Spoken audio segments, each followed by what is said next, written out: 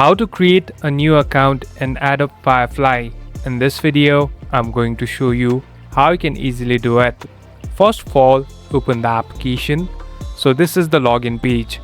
Basically, this is the place where you can directly sign in or create a new account. Here, there are different ways through which you can create a new account. So it's better you use Google because it's easy and later all the data will be saved too. So here, tap on continue with Google. Now select the account with which you want to log in.